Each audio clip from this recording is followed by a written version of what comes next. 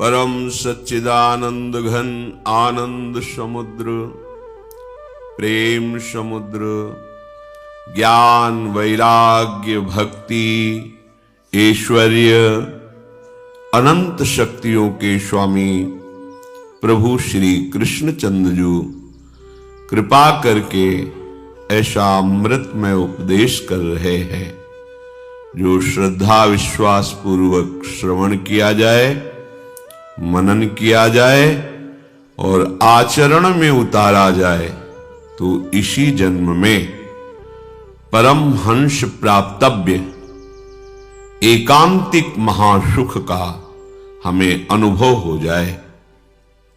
यदि ये अनुभव ना हुआ तो हमारा मनुष्य जन्म लेना, हमें जो लाडली जी की कृपा से धाम का आश्रय वास मिलना, रसिकों का संग मिलना, अत्यंत दयालु कृपालु युगल सरकार के चरणों की उपासना मिलना, ये सब दुर्लभ संयोग हमें बार बार नहीं मिलेगा। अगर हमको ऐसा अनुभव नहीं हो रहा तो जरूर हमसे त्रुटि हो रही, असाधन हो रहा है, क्योंकि प्रभु का सत्य मार्ग है, सत्य नाम है, त्रिकाल सत्य रूप है, त्रिकाल सत्य लीला है, महामहिम परम सच्चिदानंदमय धाम है। ऐसे नाम रूप लीला धाम का चाहे जैसे भी हम आश्रय लिए हैं, बार बार अभ्यासरत हैं, सुमिरन श्रवण मनन कथन, तो हमें निश्चित परमानंद की अनुभूति होनी ही चाहिए। अगर हमारा चित्त प्रभु में नहीं जुड़ रहा है तो हमसे कोई कमी हो रही है,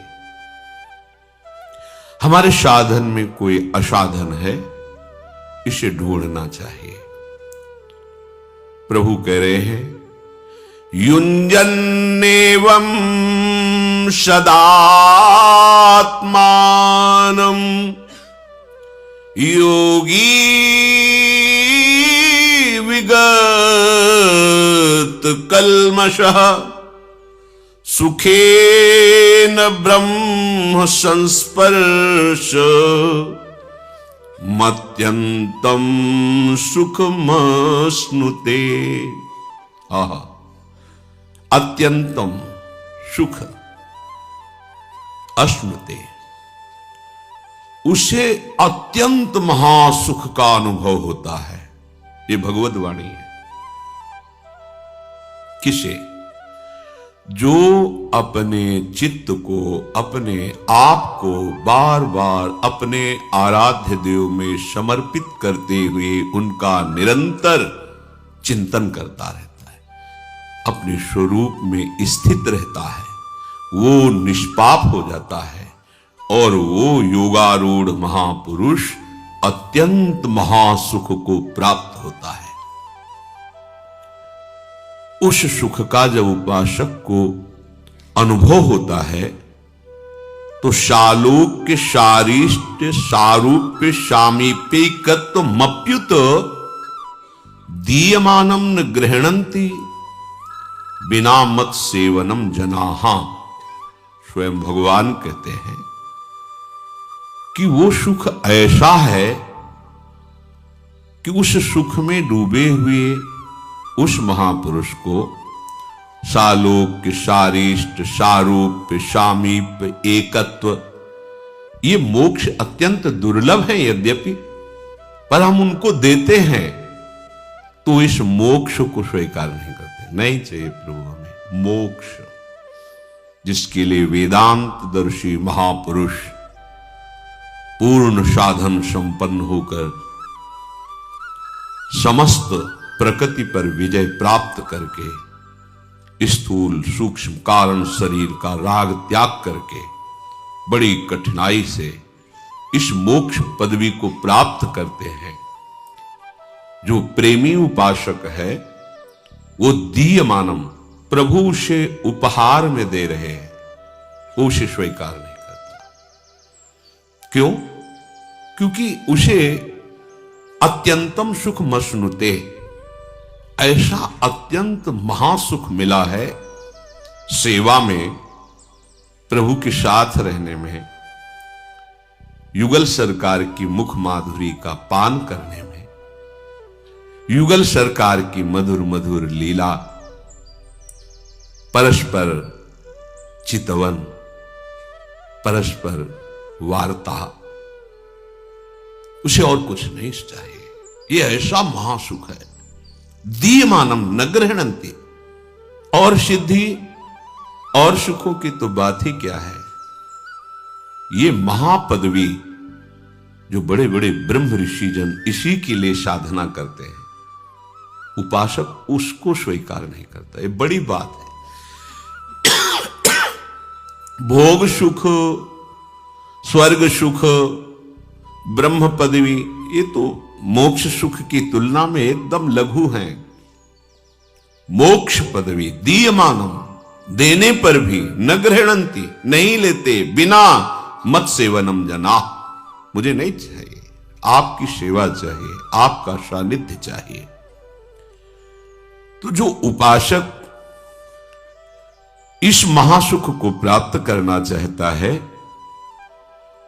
उसका खिंचाव भोगों में कैसे हो सकता है?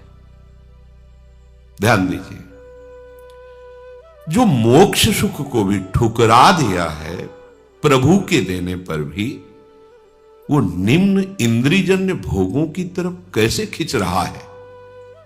चल तो उसी मार्ग में रहा है, वही नाम जप रहा है जो ऐसा सिद्ध महापुरुष जपता है, उसी लीला का गायन कर रहा है जो ऐसे सिद्ध महापुरुष लीला गायन श्रवण में मगन है, उसी धाम का आश्रय लिए है जिसमें ऐसा महापुरुष आश्रय लिए हुए है। तो वही सामग्री, वही नाम रूप लीला धाम, पर आपको ऐसा सुख क्यों प्राप्त नहीं हो रहा है? तो आप अंदर झांकिए, कहीं आप मान बड़ाई, यश, जगत प्रतिष्ठा, इस धोखे में तो नहीं फंस रहे हैं? कभी कभी बड़े बड़े त्याग किए जाते हैं नाम के लिए, कि हमारा नाम हो जाए कि हम बहुत त्यागी हैं। कभी कभी भजन का बड़ा आडंबर किया जाता है प्रतिष्ठा के लिए, कि हम बड़े भजनानंदी हैं, त्यागी, भजनानंदी, गुणवान, जगत उद्धार के लिए हमारा प्रादुर्भाव हुआ है। कभी कभी ऐसी माया के द्वारा भ्रमात्मक वृत्ति हो जाती है, तो साधन करने पर भी उसे इस अत्यंत सुख का अनुभव नहीं होता। कह रहे जैसे चलनी से आप कोई पात्र में पानी भरना चाहें तो उस पात्र में कभी कुछ नहीं आ पाएगा पानी, केवल चलनी गीली हो जाएगी। अर्थात साधन करते हो तो एक आपको अभिमान हो जाएगा कि मैं बहुत बड़ा साधक हूं, मैं बड़ा भजनानंदी हूं, मैं त्यागी हूं, पर आपको ब्रह्म संस्पर्श, अत्यंत सुख, ये अनुभव में नहीं आएगा। ध्यान देने योग्य बात है। साधन कर रहे, अत्यंत सुख के मार्ग वाला लक्ष्य रख रहे हैं, मान बड़ाई, प्रतिष्ठा, शरीर सुख, आराम, तो आपको जैसे चलनी से कोई पात्र भरने की चेष्टा करे तो केवल चलनी गीली होगी, पात्र में नहीं कुछ जा पाएगा। ऐसे ही आपको केवल अहंकार होगा कि मैं बड़ा त्यागी, वैरागी, संत, महंत भाव जो भी है, पर आपके अंदर जो महापुरुषों में, संतों में, महतजनों में, महंतों में जो महिमा होती है, वो आपके हृदय में प्रकाशित नहीं हो पाएगी। इसलिए उपासक को अपने हृदय में असाधन को देखकर तत्काल उसका त्याग करना चाहिए। ये असाधन है। इंद्रियजन्य भोगों की वृत्ति, शरीर के सुख आराम की भावना, मान, प्रतिष्ठा, बड़ाई। शास्त्र में वर्णन आया है कि उसे आत्महत्या जैसा पाप लगता है जो अपनी बड़ाई अपने मुख से करता है। मैंने मैं उसे आत्महत्या जैसा पाप लगता है। और जो बड़े श्रेष्ठ जनों के सामने उनको हल्के शब्दों से भाषण करे, तुम प्रयोग करके, तू प्रयोग करके, अवहेलनात्मक, तो उनकी हत्या जनित उसे पाप लगता है। एक प्रसंग में महाभारत में आया है कि अर्जुन जी का था, जो मेरे और मेरे गांडीव को धिक्कार कर देगा उसकी गर्दन तत्काल उतार देंगे हम, कोई भी हो। भगवान व्यास देव जी ने रचा है, हमने स्वाध्याय किया है बहुत पहले। तो जब महाराज युधिष्ठिर बार बार अर्जुन से ये आकांक्षा रखते थे कि जिस वीर के सामने खड़े होंगे अर्जुन उसको परास्त ही कर देंगे। कर्ण मारा गया? नहीं, आज नहीं मारा गया। वो बहुत दुखी हुआ क्योंकि कर्ण महावीर था। युधिष्ठिर जी जानते थे इसका ज्यादा टिकना हमारे लिए हानिकारक होगा। फिर पूछा, अब कर्ण मारा गया? नहीं तो धिक्कार है तुम्हारे गांडीव को, तुम गांडीवधारी कहलाने के लायक नहीं हो। तुरंत उन्होंने तलवार खींच ली।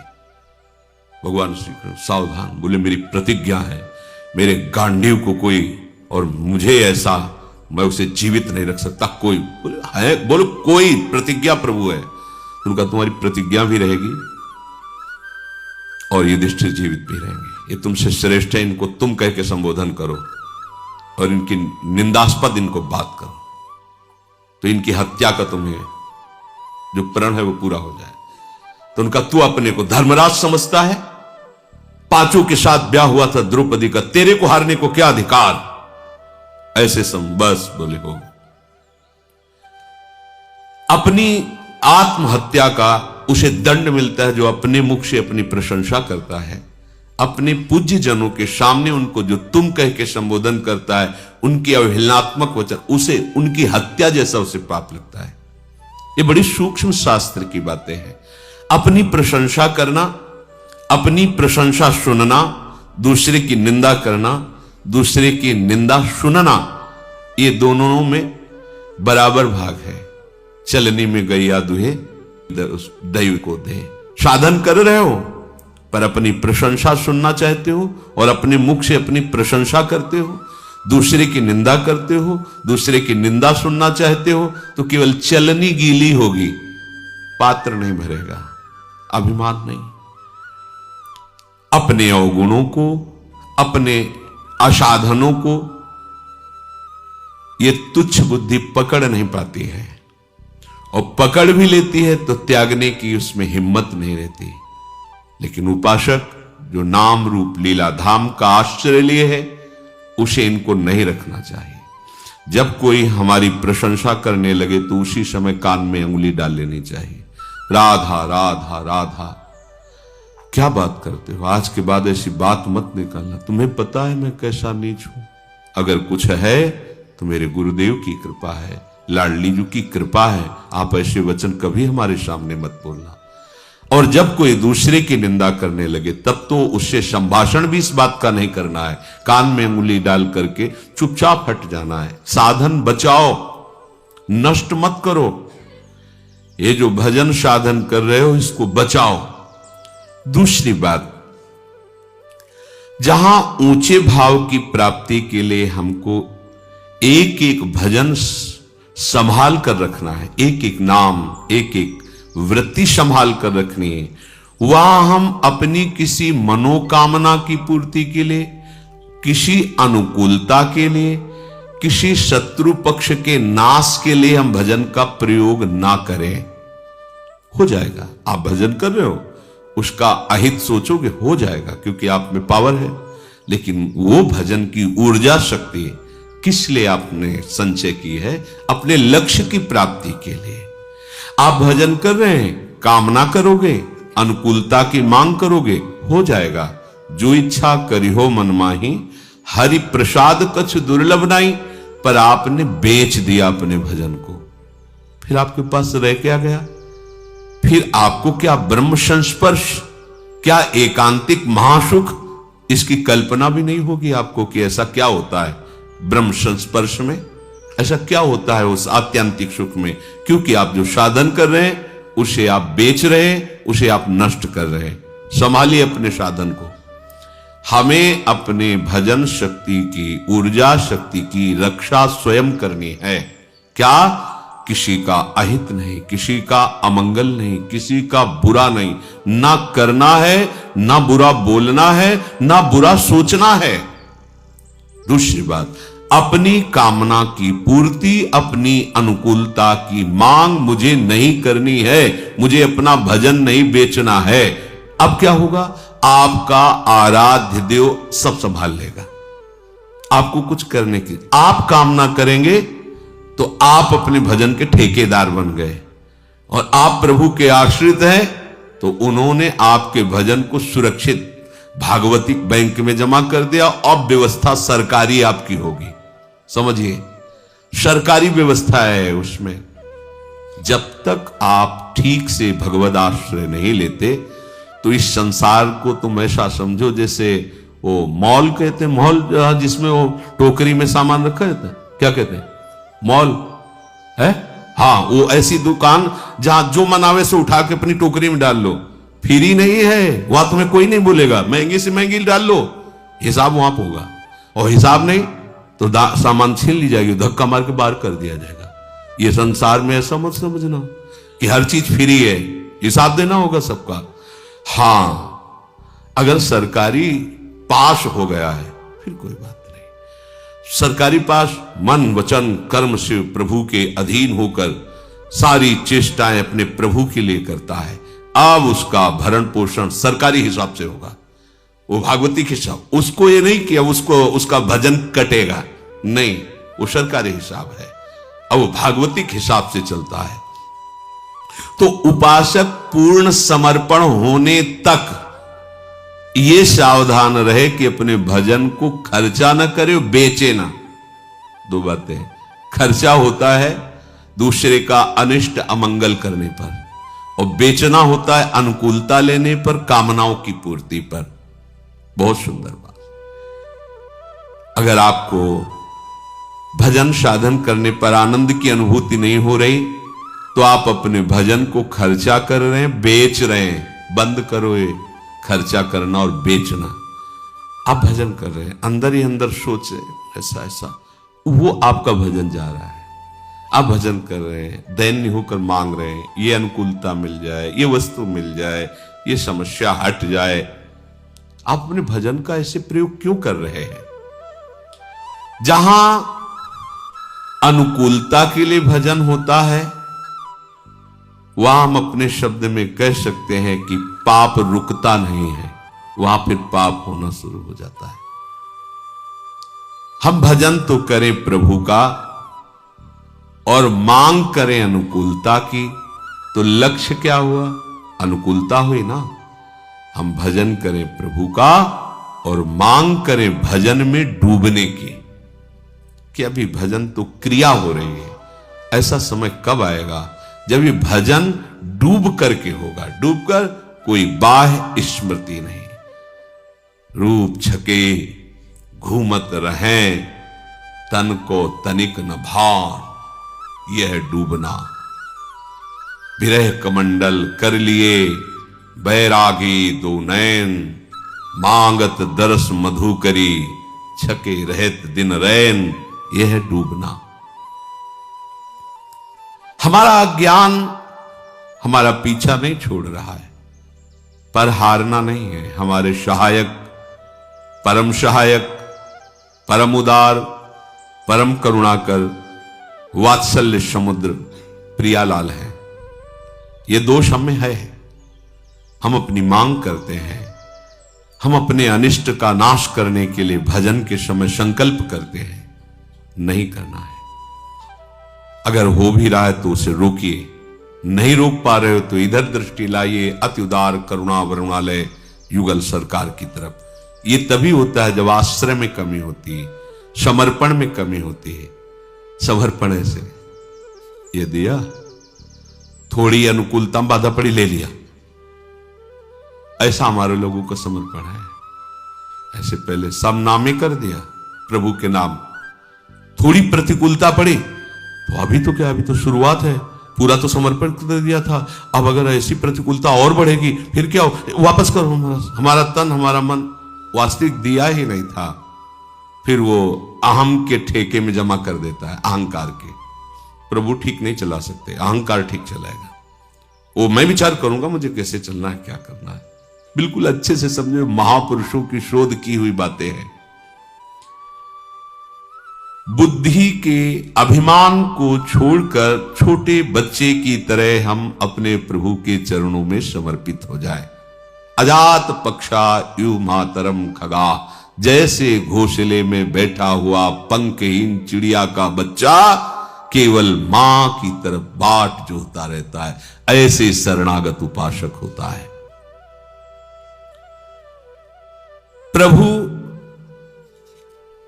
बहुत ज्ञान विज्ञान ईश्वर महिमा से संपन्न है, पर हमारी चित्त वृत्ति प्रभु के प्रतिकूल पापों का चिंतन मनन करती रहती है। बुरे आचरण, निषेधाचरण, आज्ञा विरुद्ध, यही पापाचरण है। हम भजन करना चाहते हैं प्रभु का, पर पोषण करते हैं पाप का। ये सूक्ष्म बातें हैं, ऑपरेशन है हृदय का। भजन के साथ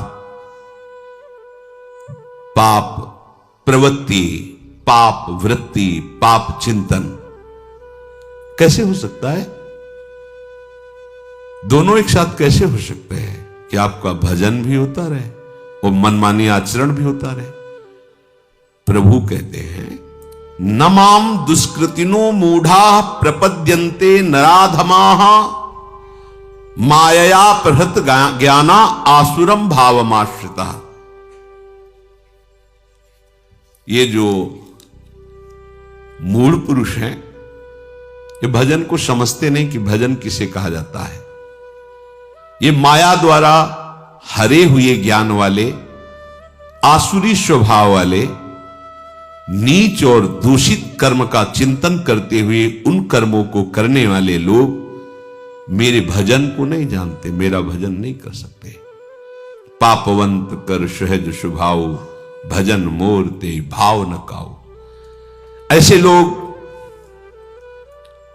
यदि कहीं किसी संत महात्मा का आश्रय मिल जाए इनको, और थोड़ी सी श्रद्धा करके उनकी आज्ञा के अनुसार चलने लगे, तो इनका भी परिवर्तन हो जाएगा। अपिचित्सु दुराचारो भजते माम अनन्य भाग, साधुरिव समंतव्या सम्यक व्यवसिता। ऐसा सांगो पांग पापाचरण करने वाला हो, पर उसको साधु समागम से एक बात निश्चय में आ गई कि भगवान के सिवा अब मेरा कोई हितैषी कल्याण करने में समर्थ नहीं है, इसलिए मैं अनन्य भाव से भगवान का आश्रय लेता हूं। तो प्रभु कह रहे, क्षिप्रम भवति धर्मात्मा शाश्वत शांतिम निगच्छति। उसे मैं बहुत शीघ्र धर्मात्मा बना दूंगा और वो परम शांति को प्राप्त हो जाएगा। तो आपको भूतकाल की चिंता छोड़कर, भविष्य काल की चिंता को छोड़कर वर्तमान के चिंतन को अब सुधारना होगा।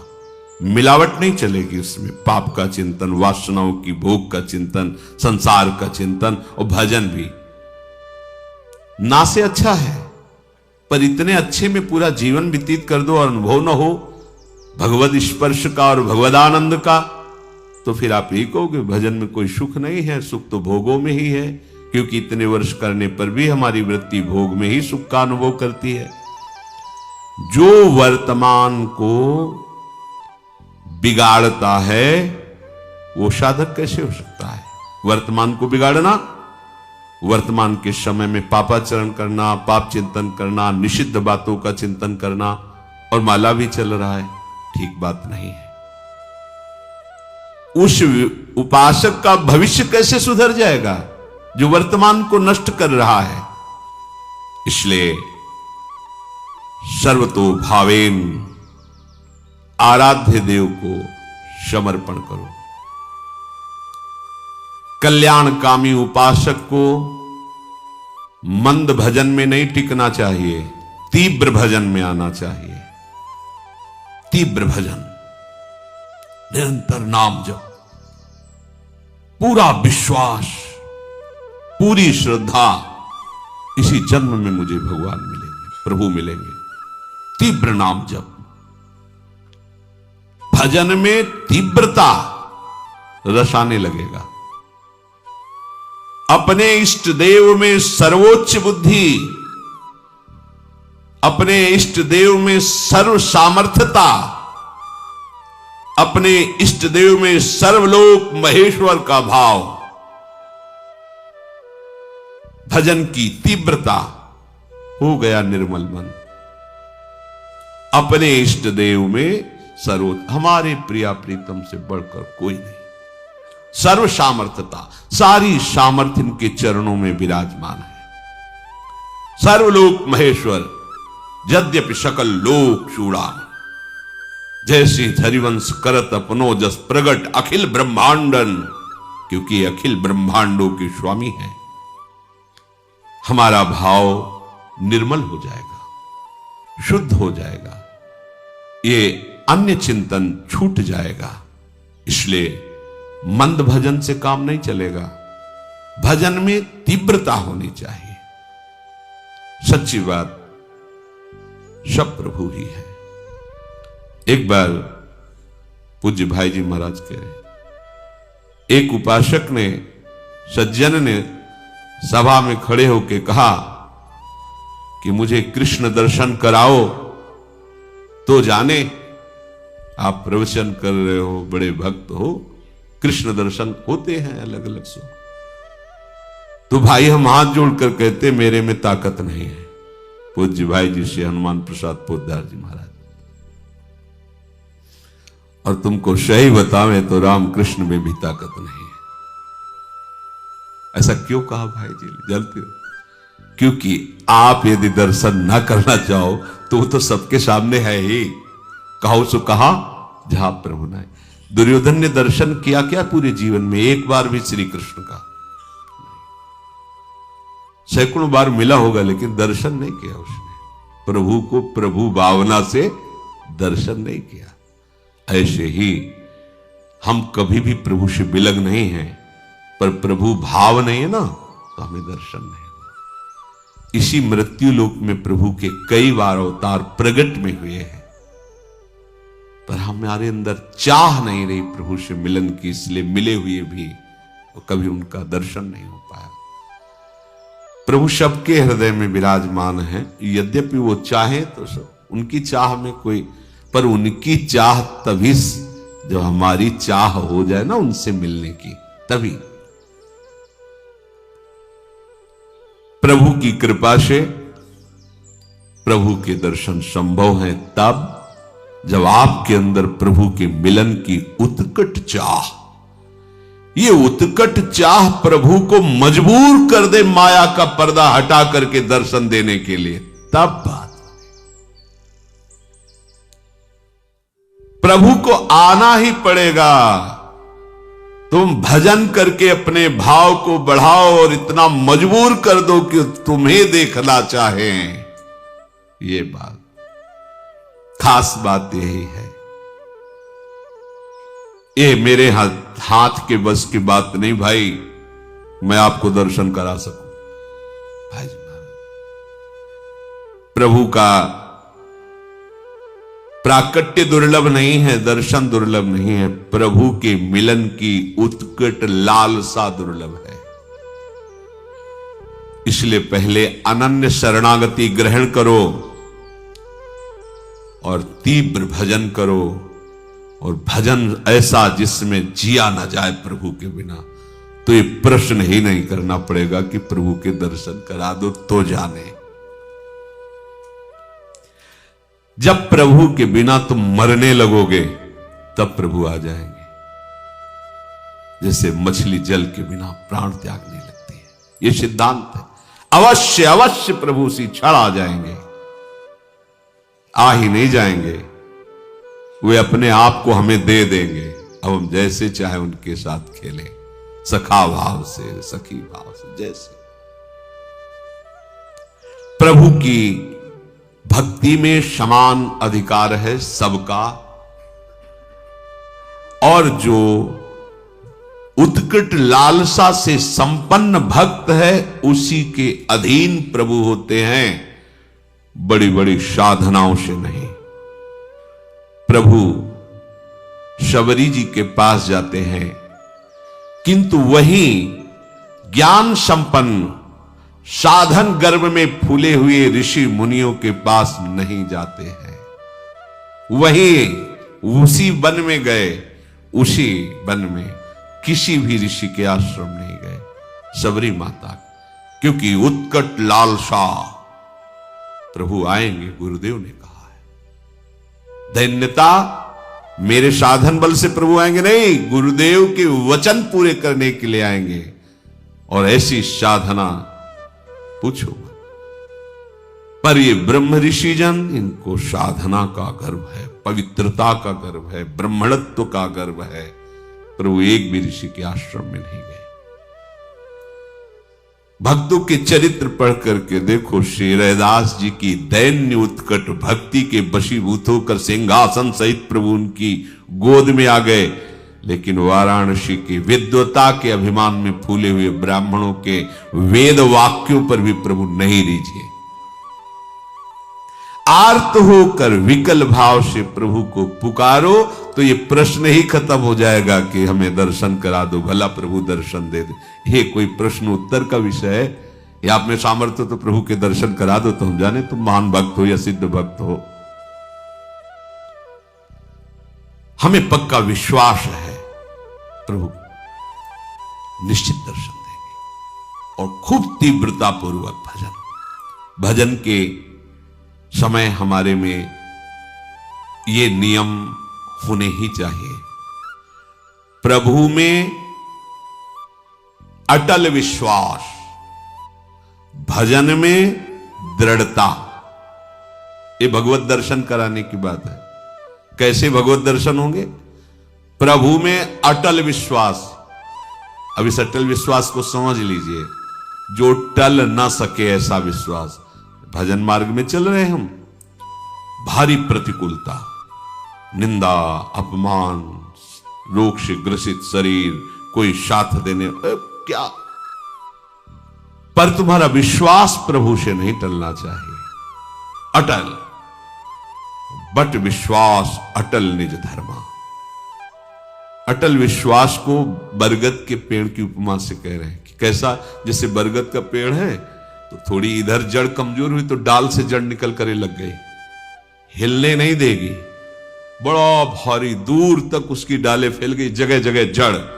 ऐसा नहीं कि वो अगर जड़ भी काट दो तो उसकी इतनी जड़ें फैल गई कि नष्ट नहीं हो सकता।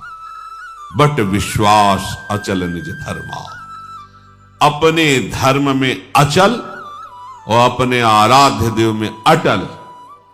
देखो ना, अंदर देखो आप, भगवत दर्शन करने की लालसा प्राप्त करने के लिए आराध्य देव में अटल विश्वास और भजन में दृढ़ता, कैसी भी परिस्थिति हो। पूज्य श्री राधा बाबा, इन महापुरुषों की भजन दृढ़ता देखो।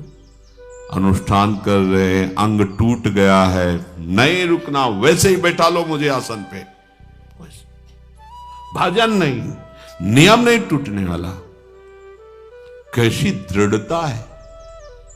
लिया नियम परिक्रमा भाव गिरिराज की, वही गीता वाटिका, नहीं चल पा रहे, पालकी में बैठा लो, चलो ले चलो।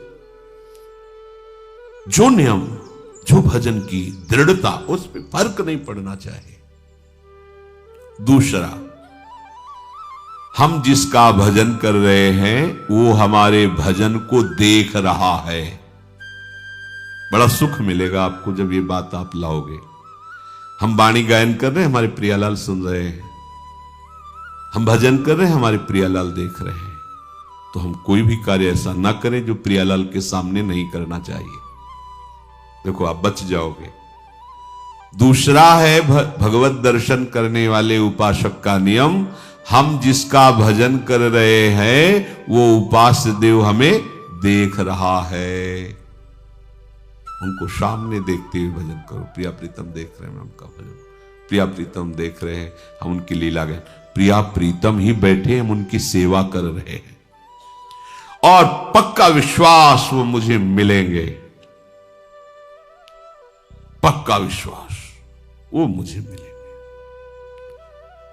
और मेरे आराध्य देव से बढ़कर के अनंत ब्रह्मांडों में कोई नहीं है। ये दो बातें। तीसरी, जो गुरु जी ने भजन दिया है, मंत्र दिया है, उस पर विश्वास, उससे बड़ा कोई मंत्र, कोई साधन नहीं है। ये तीसरी बात बताई। हमें नाम मंत्र भजन उसी में दृढ़ होना जो गुरुदेव ने दिया है। चौथी बात, जिसका हम भजन कर रहे हैं सिर्फ उसी की प्राप्ति के लिए भजन है, बीच में मिलावट कुछ नहीं होनी चाहिए, ये वो मांग नहीं होनी चाहिए। जिसका भजन कर रहे हैं उसी की प्राप्ति के लिए भजन हो रहा है, बीच में किसी दूसरे विषय की मांग, किसी परिस्थिति की मांग, तो फिर ये लालसा उत्कट नहीं प्रकट हो पाएगी भगवत दर्शन की। पांचवा, जिसका नाम जप कर रहे हैं उसके रूप को आंखों में लाने की चेष्टा करना, भाव करना। चेष्टा लिखा है, वो तो स्वयं आएंगे कृपा करके, पर हम चेष्टा तो कर सकते हैं ना, ध्यान की चेष्टा तो कर सकते हैं। कैसे राधा वल्लभ लाल जू, कैसे बिहारी जू, हम इन्हीं की ध्यान, यही है प्रिया प्रीतम का मिलित स्वरूप। जब प्रकाशित करेंगे तो कोटि कोटि काम लावण्य बिहारी, यही है, ये अपना रूप प्रकाशित कर देंगे। मन से उनके रूप का चिंतन, वाणी के द्वारा गुरु प्रदत्त नाम मंत्र का जप, ये दोनों साथ चलने चाहिए। छठा, प्रभु के भजन करते हुए किसी दूसरे उपासना के उपासक, किसी दूसरे मार्ग के भजनानंदी की अवज्ञा, निंदा, हे भाव, तिरस्कार भाव, ये बिल्कुल नहीं होना चाहिए कि हम तो सर्वोपरि निकुंज उपासक हैं, ये तो क्या गए।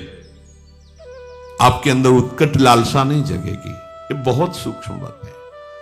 किसी भी उपासक की, किसी भी संप्रदाय की, किसी भी उपासना की निंदा नहीं, अवज्ञा नहीं, तिरस्कार नहीं। हम जो प्रभु का नाम ले रहे हैं उन्हीं के सब नाम है, उन्हीं की सब उपासना, सबको प्रणाम। हमको अपनी उपासना सर्वोपर मान करके करना है, पर दूसरे का अपमान, दूसरे की निंदा, दूसरे का तिरस्कार, दूसरे को लघु समझना, ये नहीं। अपने इष्ट में आसक्त होना, दूसरे का विरोध ना करना, इससे आपके हृदय में उत्कट लालसा का जागरण हो जाएगा। खास बात, उत्कृष्ट लालसा के लिए एक दुर्बलता का त्याग करना होता है। यह हर उपासक के हृदय में होती है, किसी एक की बात नहीं। प्रायः हर उपासक इस दुर्बलता को धारण करने के कारण वो उत्कट लालसा को नहीं प्राप्त हो पाता भगवत दर्शन की। क्या दुर्बलता होती है? अपने गुरुदेव की दी हुई मंत्र और उपासना में अपनी बात मिलाना, जो बोला, जैसा बोला, वैसे का वैसा स्वीकार करना। उपासक अपने मन की बात अपने गुरुदेव से, आचार्य से, पथ प्रदर्शक से करवाना चाहता है। किसी ने एक पत्र में कहा कि अमुक साधक यहां से निकाल दिया गया और उस अमुक साधक ने हमें सब बताया कि आपके यहां बराबर व्यवहार ठीक नहीं होता, बराबर व्यवहार नहीं होता। तो ऐसी बात साधक को नहीं समझ में आई, उसको समझ ले कि कमी तुम में है आत्मसमर्पण की। तुम्हारी बुद्धि समर्पित नहीं हुई, इसलिए दोष दर्शन कर रही है। गुरु पथ प्रदर्शक जिस साधक को जैसा उचित समझता है वैसे ही साधन का आदेश करता है, और उसी साधन से सबको वही वस्तु प्राप्त होगी। पर साधन सबका गुरु निर्दिष्ट होगा, आपको सबको एक जैसा नहीं। जैसे रोगी डॉक्टर या वैद्य से कहे कि हमको तुम ये वाली दवा दीजिए और ये वाला पेय दीजिए, और देखो हमारे ऊपर तुम ये नहीं लगाओगे कि ये नहीं खाना, ये नहीं खाना, ये नहीं खाना, तो क्या रोगी कभी ठीक हो सकता है क्या? उसी प्रकार शिष्य साधन सत्य मार्ग में चलने वाले उपासक को गुरु उसके स्वभाव को, उसकी स्थिति को देखकर उसके लिए मार्ग निर्देश करता है। वो परम सत्य है, क्योंकि गुरु जानते हैं कि इस स्वभाव का साधक इस स्वभाव से ऐसी साधना करने पर उसी सिद्धि को प्राप्त होगा। गुरु ही उपयुक्त अधिकारी देख करके उपासना बताते हैं। वो तब तक शक्तिपात नहीं करते, शक्ति का आधान नहीं करते, जब तक शिष्य संपूर्णतया गुरु के अधीन नहीं हो जाता। शक्तिमान गुरुदेव शिष्य को जो अपनी आध्यात्मिक शक्ति देना चाहते हैं, जिसे शास्त्रीय भाषा में शक्तिपात कहते हैं, परम सामर्थ्यशाली गुरुदेव उसे तब तक नहीं देंगे जब तक उस शक्ति को रखने की योग्यता नहीं आएगी, पात्रता नहीं आएगी, अधिकार नहीं आएगा। जिस उपासक में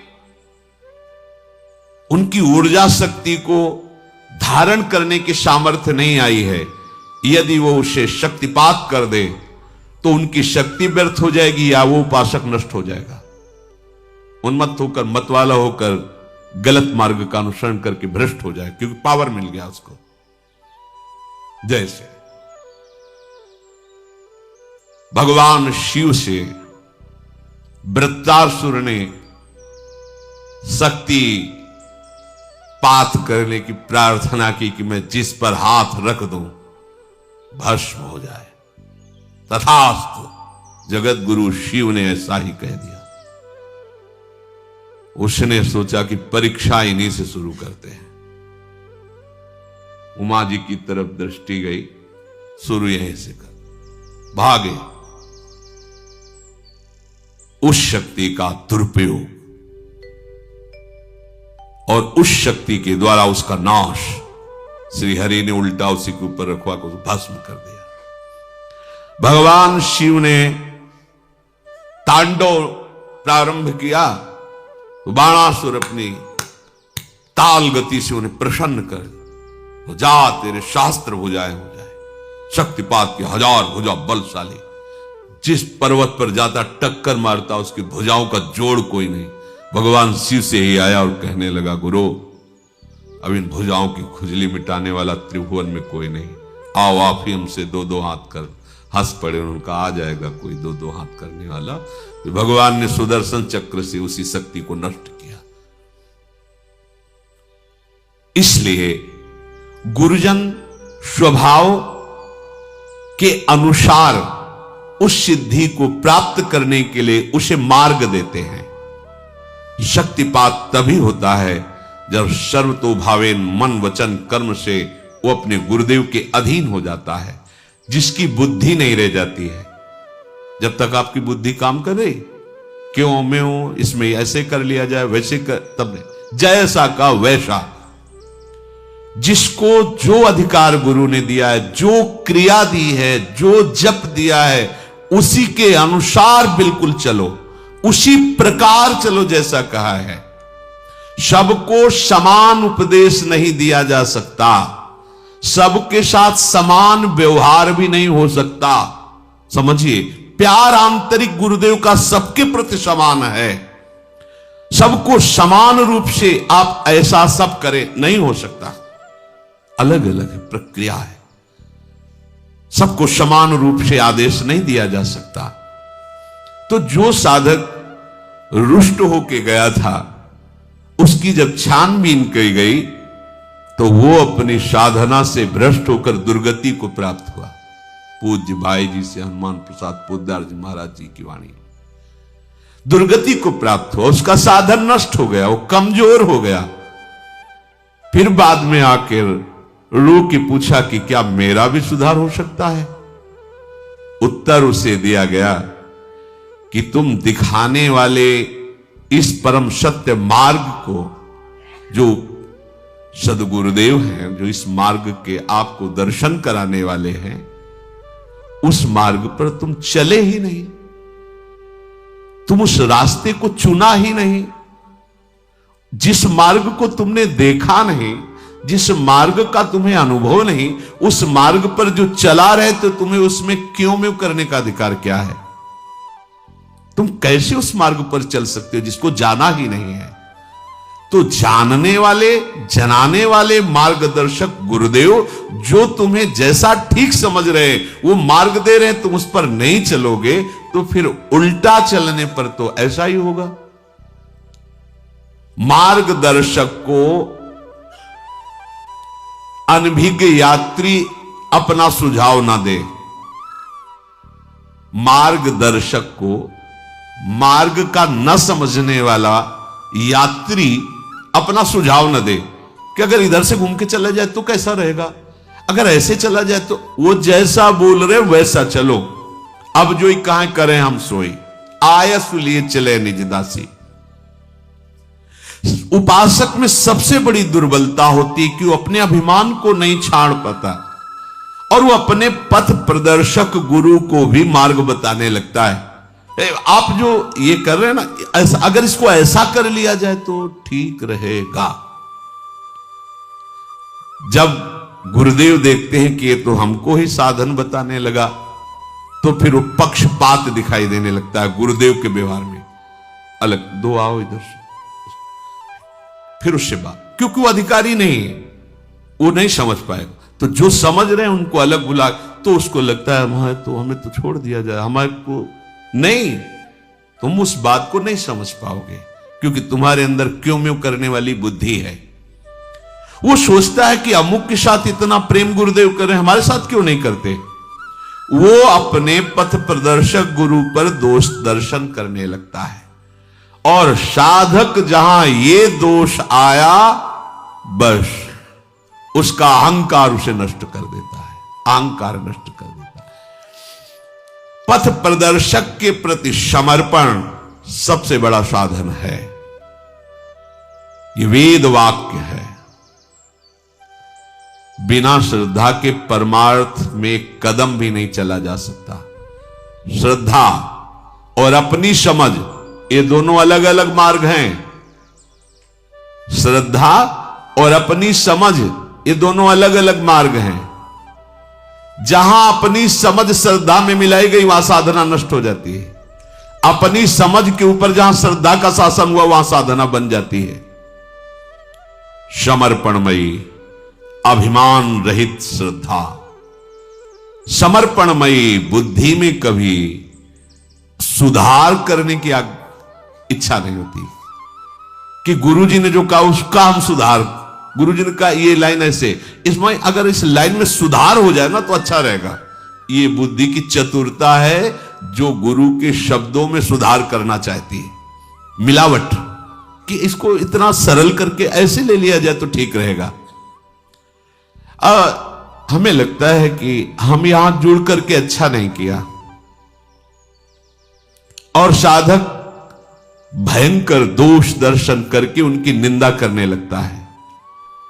अब आंखों में जहां प्रियतम मूर्ति बसनी चाहिए वहां पग पग पर उसे दोष दर्शन दिखाई देता है। जहां दोष दर्शन शुरू हुआ सारे दोष उसके अंदर जागृत हुए, चाहे वो कोई कितना भी बड़ा विद्वान या कितने वर्षों का साधक क्यों न हो। गुरु और आराध्य देव में दोष होते ही बुद्धि भ्रष्ट हो जाती है। वहां उसको ये दिखाई देने लगता है कि गुरुदेव ने बड़ी भूल की जो ये बात कही, या ऐसा नहीं है, ऐसा नहीं करना चाहिए, ऐसा सिद्धांत नहीं है। गुरु को भूल हो गई ऐसा वो सोचता है, गुरु को पूरा ज्ञान नहीं है, वो ऐसा सोचता है। इन्होंने ये ऐसा क्यों नहीं कहा, इन्होंने ऐसा क्यों नहीं किया, वो इसकी मीमांसा करने लगता है, अपने को बड़ा ज्ञानी समझने लगता है। उसकी बुद्धि कभी पहुंच ही नहीं सकती गुरुदेव तक। देखो हम तुम्हें बताएं कौन कैसा संत है, इस बात को या तो भगवान जानते हैं या वो केवल स्वयं संत जानता है, दूसरा कोई तौल नहीं सकता। पूज्य भाई जी महाराज, देखो हमारी तुम्हारी बुद्धि ऐसी है जैसे ईंट पत्थर को तौलने वाला बड़ा कांटा, उसमें हीरा नहीं तौले जाते, हीरा तौलने का तराजू अलग होता है। ये ईंट पत्थर तौलने वाला तराजू हीरा नहीं तौल सकता।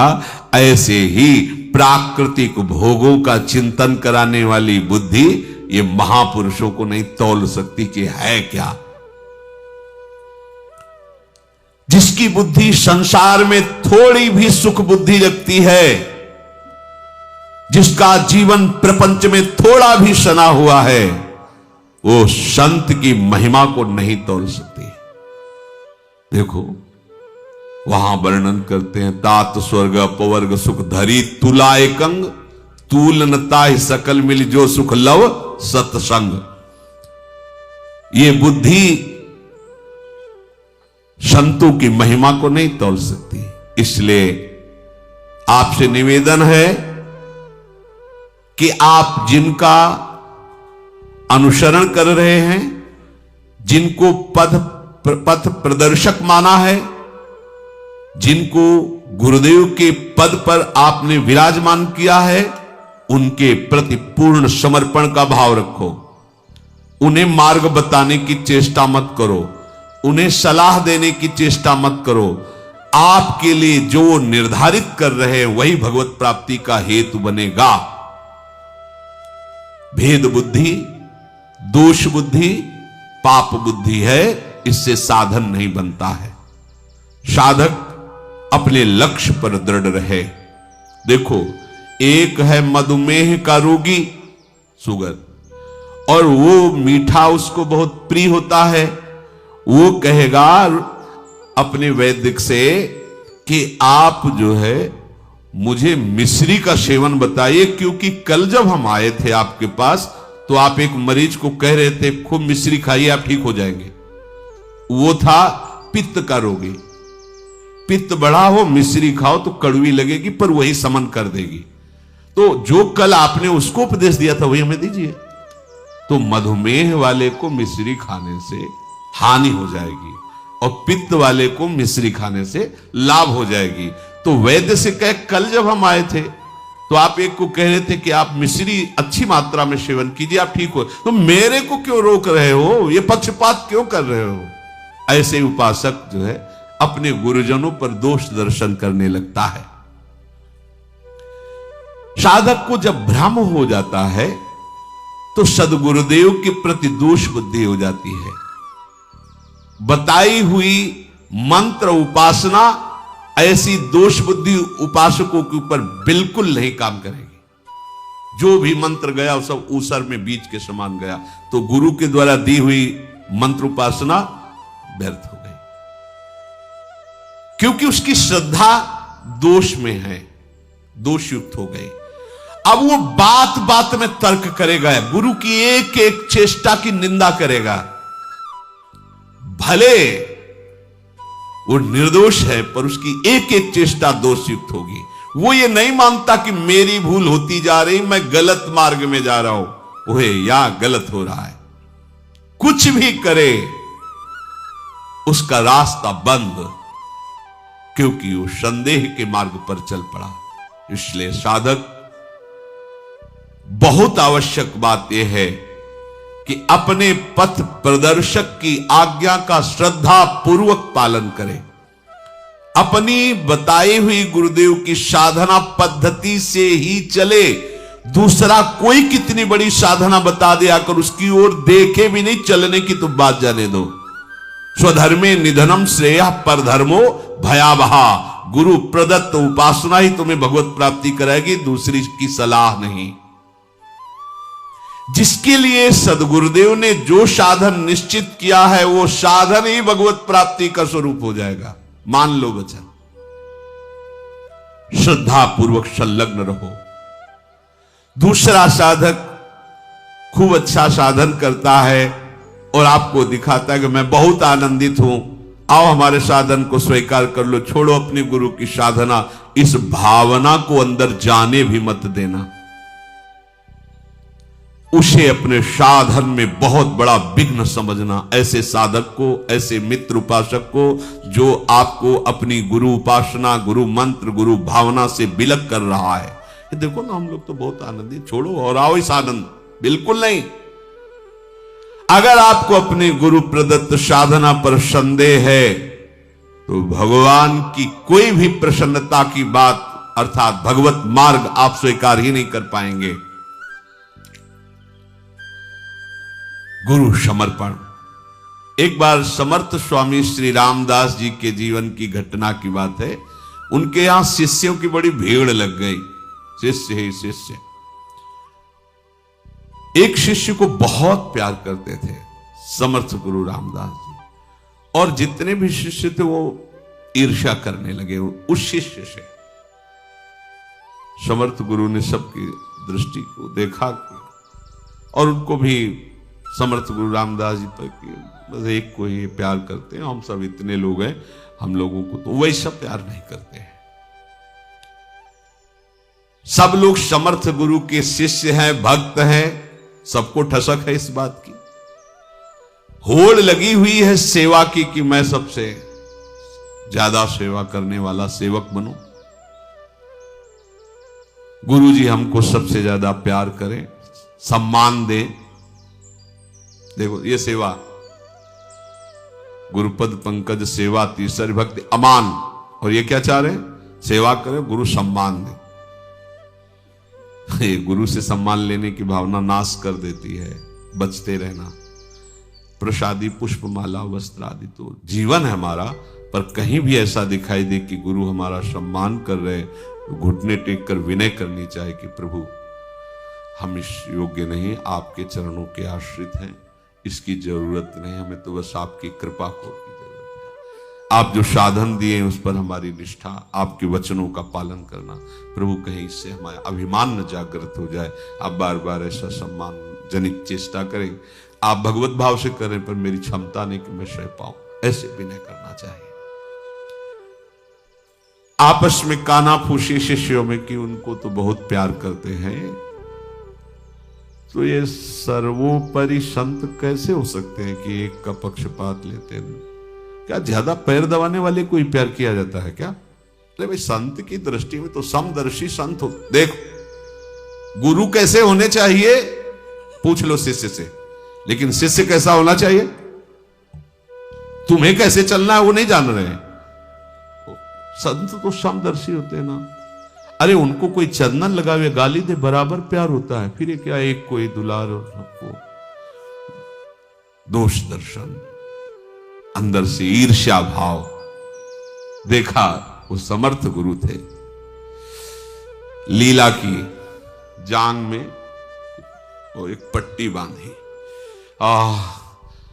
बहुत दर्द है, सब इकट्ठा, महाराज आपको दर्द है? हाँ बहुत, यहां एक फोड़ा हो गया, रात भर में इतना बड़ा कोई बुरा प्रारब्ध आया है, बड़ा कष्ट हो रहा है। कराहने लगे लेटकर, और वो सेवक शिष्यों की भीड़ आसपास जमा हो गई। महाराज जी क्या, कौन सी दवा लाए, कहां से क्या, सब अपने अपने भाव। वाह बहुत दर्द हो रहा है, आप गुरु जी आज्ञा करो।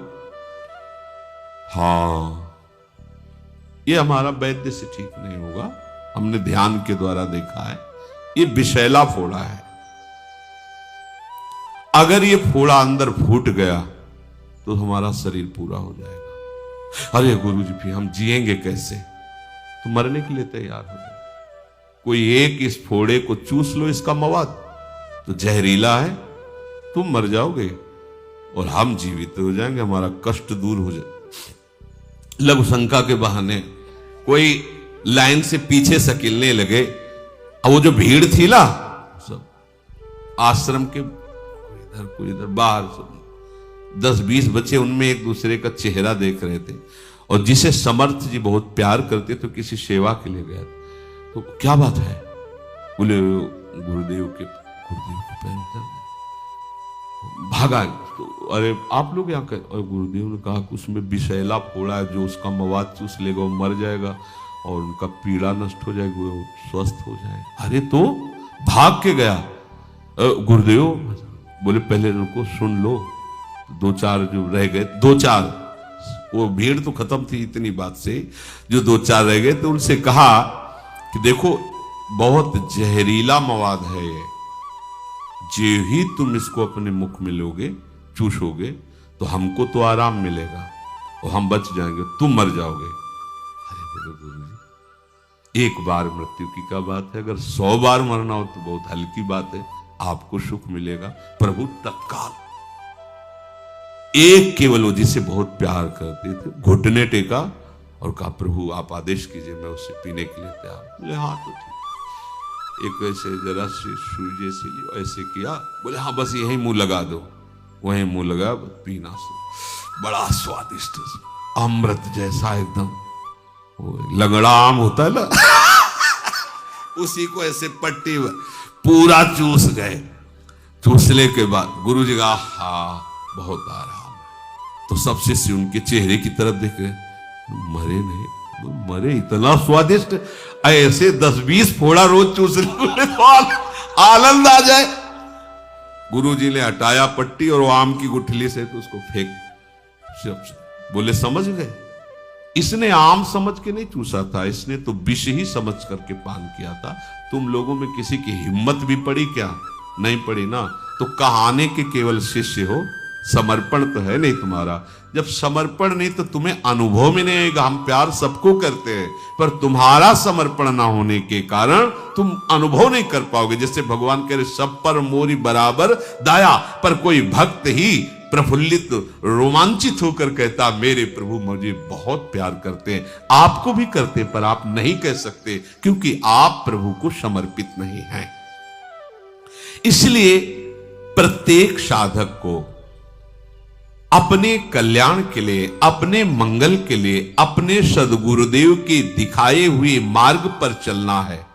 अपनी बात गुरुदेव पर लादनी नहीं है, अपनी इच्छा के अनुसार गुरुदेव को नहीं चलाना है, गुरुदेव में दोष दृष्टि नहीं करनी है, अपने को गुरुदेव की बात माननी है।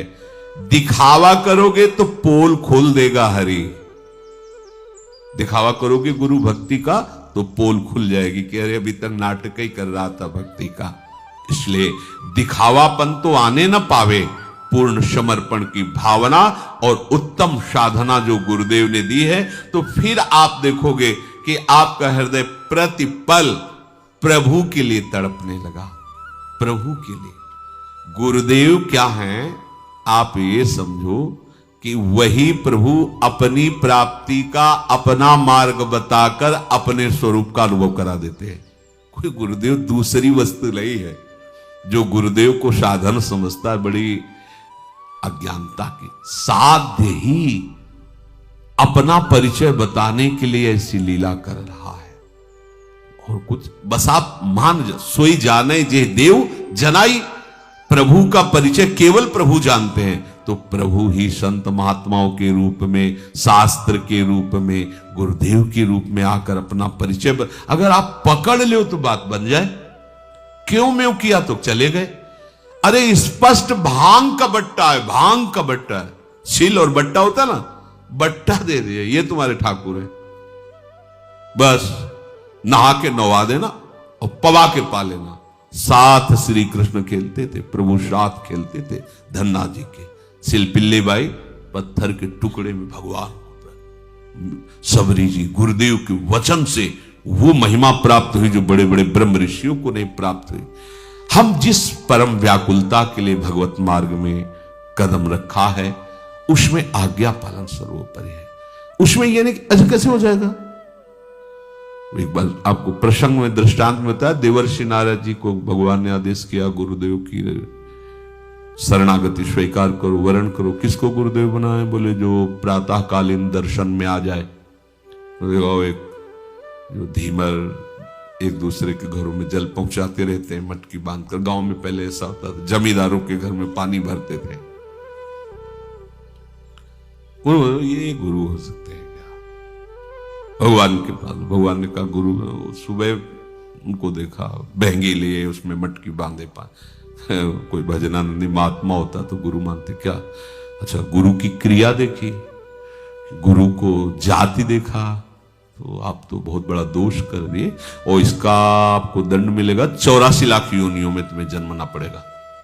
भगवान कांप गए, चरणों में गिरे, क्योंकि प्रभु कभी मजाक में भी मिथ्या नहीं बोलते। नारद जी ने कहा प्रभु उन्हीं गुरुदेव के चरण पकड़ो, वही उपाय बता देंगे। सुबह फिर गए तो वैसे नारद ने कहा अरे महाराज आप तो संत हो, देख।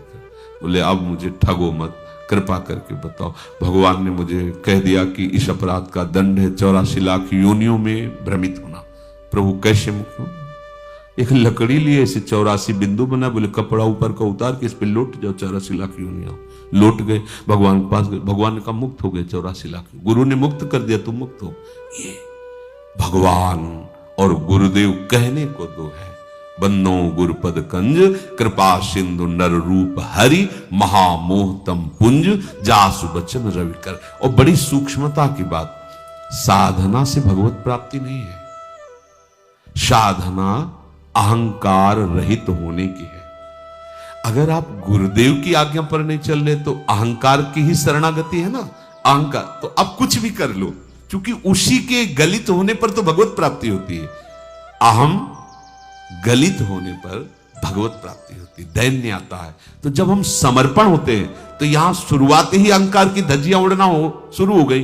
तो जो अहंकार आश्रित होता है वो ये स्वीकार नहीं कर सकता, तो अब कुछ भी करे वो सब अहंकार के अंतर्गत होगा। अहंकार विमूढ़ आत्मा करता मिति मन्यते, मैं ऐसा कर रहा हूं, ये मूढ़ता होने के कारण बड़े बड़े साधन करने पर भी उसे भगवत प्राप्ति नहीं होगी। क्यों? अहंकार है।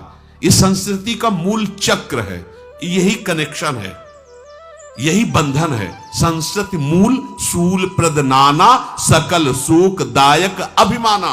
इसी अभिमान को नष्ट करने के लिए भगवान स्वयं सदगुरु संत रूप में आते हैं। अब हमारी उन पर मनुष्य बुद्धि, हम श्लोक तो बहुत पढ़ते हैं, गुरुर् ब्रह्मा गुरुर् विष्णु गुरुर्देव महेश्वरः गुरु साक्षात परब्रह्म। तो किसके अब दर्शन पाने हैं? अपने नेत्र ही तो शुद्ध करने हैं। गुरु साक्षात परब्रह्म तस्मै श्री गुरुवे नमः। जो गुरुदेव ने साधना बताई सच्ची बात कहते हैं, आप करते रहो, फिर आप परिणाम में देखोगे कि गुरुदेव ही हमारे आराध्य देव हो गए। क्योंकि आराध्य देव ही अपनी प्राप्ति कराने के लिए गुरुदेव बने। पर शिष्य में एक दुर्बलता होती है कि वो दोष दर्शन करने लगता है। कौन है गुरुदेव? हम बहुत ये मान सकते बहुत अच्छे साधक है, बहुत अच्छे संत है। नहीं, तत्व है गुरुदेव साक्षात श्री जी। पर मारी जाती है मति अपने लोगों की, तो हम उनको मनुष्यकृत चेष्टाएं देखकर लगता है मनुष्य है। गुरुदेव साक्षात पर ब्रह्म। कुछ प्राप्त नहीं करना, जीवन भर की साधना का फल है कि हम गुरुदेव को देख पाए। अभी हम देख नहीं पा रहे, गुरुदेव को देख पाए। सोचो, अगर गुरुदेव नापने को जनावे तो सवाल नहीं उठता कि जान जाओ। बिल्कुल। अरे कोई भी धनी अपने धन को कैसे छुपाता है? फिर परम धन प्यारे जू के रस में डूबे हुए वो कैसे वो जनाते हैं, वो कृपा करते हैं, तब समझ में आता है। इससे कुछ नहीं होता तुम कौन सी साधना करके आओ, कुछ नहीं इसका महत्व होता। उनकी आज्ञा, उनकी भीनी दृष्टि उनका परिचय दे देगी, और जब उनका परिचय मिला तो वो और आप दो नहीं रह जाओगे, जानत तुम्हें हो जाए। इसलिए अपनी ये दुर्बलता उपासक को छोड़नी चाहिए। कोई भी मनमानी आचरण, कोई भी मनमानी बात अपनी थोपनी नहीं चाहिए गुरु आज्ञा पर। गुरु आज्ञा की बात मन के ऊपर चढ़ानी है। हमको मन गुरु आज्ञा पर लगाना है। आप लगा के देखो, बिल्कुल सांसारिक क्रिया दिखाई दे रही। अब बोल रहे हैं ऐसे से ऐसा करते रहो, यहां रोड में खड़े नाम सत्संग सुन सकते हैं, नाम कीर्तन कर सकते हैं, वहां रोड में खड़े होने वही प्रभु की अनुभूति वाली वृत्ति जागृत हो जाएगी। केवल बात को मान लो। भागवत में, उपनिषदों में कई प्रसंग आते हैं कि गुरु ने कभी व्याकरण नहीं पढ़ाया, सेवा का आदेश कर दिया, 10 वर्ष 12 वर्ष उसी सेवा में लगे, प्रसन्न हुए, तो चारों वेद अपने आप बिना पढ़ाए स्फुरित हो गए। आप महाभारत के कई ऐसे प्रसंग आते हैं उनमें। तो हमको गुरु वंदना तो करते हैं, गुरु मानते हैं, पर वो मानना अपने मन की अनुकूलता के अनुसार होता है। हम क्या साक्षात परब्रह्म से तर्क कर सकते हैं?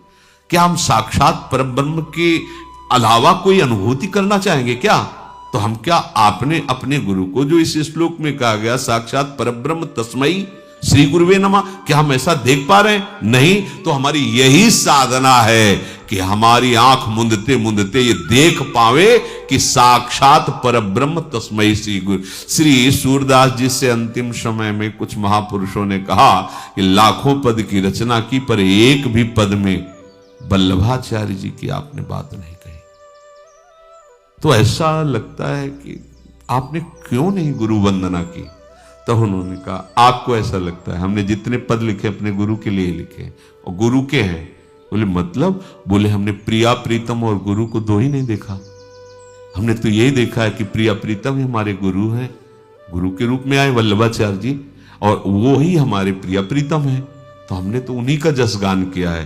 तो उनका फिर भी एक पद अंतिम, तो भरोसो दृढ़ इन चरणन केरो, श्री वल्लभ वल्लभाचार्य, श्री वल्लभ नख चंद्र छटा बिनु, सब जग माहि अंधेरो, भरोसो दृढ़ इन। प्रिया प्रीतम और सदगुरु ये दो नहीं, साक्षात वही।